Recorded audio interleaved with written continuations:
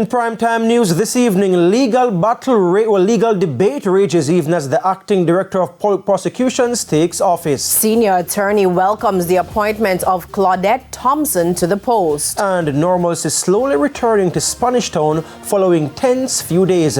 Good evening and welcome to primetime news. You're on air and online at onespotmedia.com. I'm Giovanni Dennis. A special welcome as well if you're watching on TVJ International in the Cayman Islands. And I'm Janella Precious with a preview of what's to come in business news. Here's Javon Keys.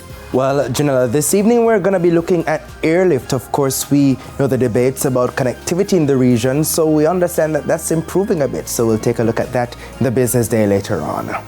And a familiar face, Renardo Brown, is here with a preview of what's to come in sports. Renardo. Well, Gio, what I can tell you that it's all square between Waterhouse and the Tivoli Gardens after the first leg playoff in the reign of the Jamaica Premier League. And guess what? No Sunil Narayan for the T20 World Cup. We have those stories and much more in Primetime Sports. And Gio, communities in the West and other areas are continuing to cry out for rain. Romain, is there any rain in the forecast? We do expect some relief across sections of the west, but it's not likely to be anytime soon.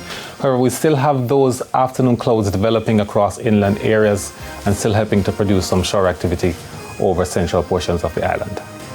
Okay, there's also sports commentary on the E-Prime in this newscast, but before the break, our feedback question. And this evening we're asking, what's your reaction to suggestions that a new DPP should be appointed? You can share comments online, facebook.com/televisionjamaica and post on X at TVJ News Center.